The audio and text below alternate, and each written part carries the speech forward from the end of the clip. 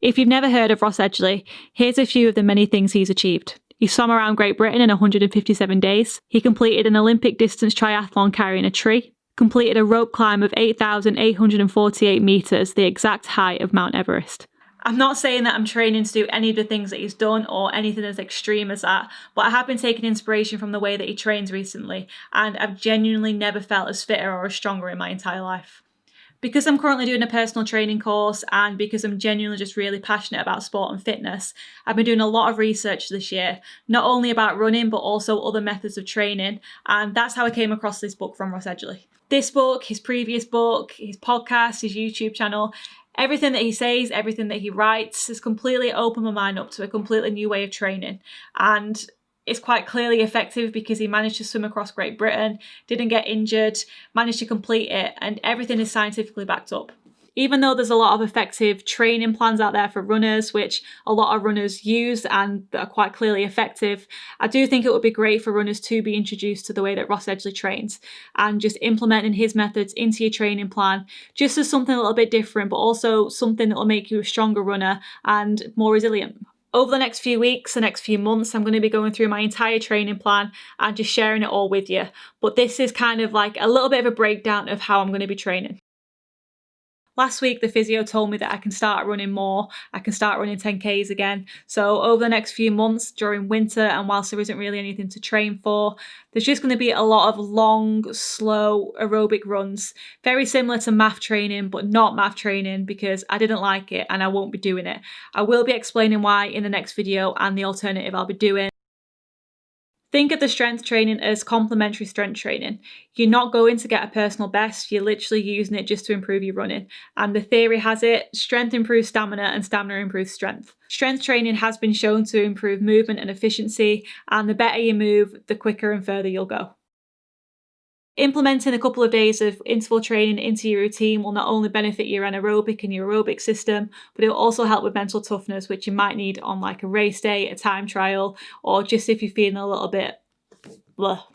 So those are the three main things that I'll be using in my training, and over the next few weeks I will be going into them in more detail and just explaining more about them and how I think they're effective and how I'm effectively using them. A good example of mental toughness is going out in the rain. It used to be my favourite weather conditions to run in, but after running in the sun over summer and how nice the weather was earlier this year, I really don't like it. I think I've been for one rainy run. But today we're going to go for, I think I'm going to do a 5k today, and then the next run on Saturday is going to be hopefully a 10k, which will be my longest run since May, which is quite nerve-wracking but also quite exciting just to see if I can run 10k and to see if it hurts my leg. I'm not feeling this one. Really not feeling this one. Oh, it's a spider.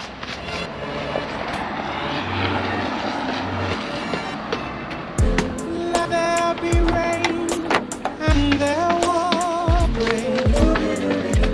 Let there be rain and there will rain. On me, everything.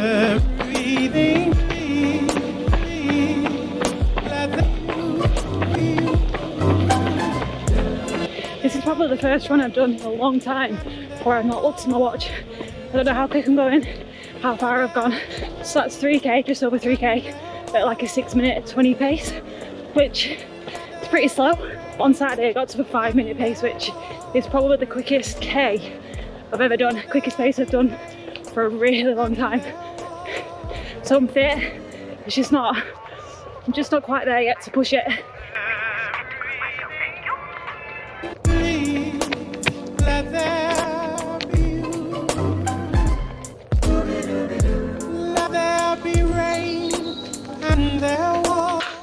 So that's another 5k done in, I think it was 32 minutes.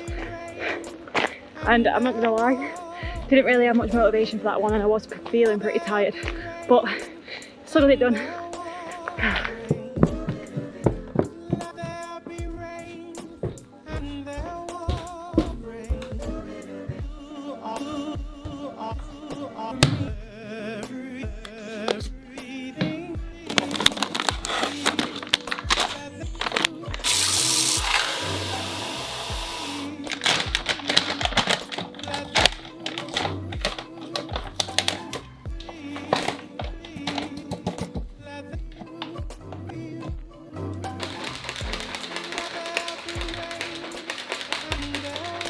On Saturday, I'm also going to be attempting my first 10k, which is quite nerve-wracking. I'm feeling confident, like I feel like I'm fit enough to do it, but I'm a little bit nervous in terms of the injury. I don't want it to flare up anything, even though the physio said that I should try and aim for 10k.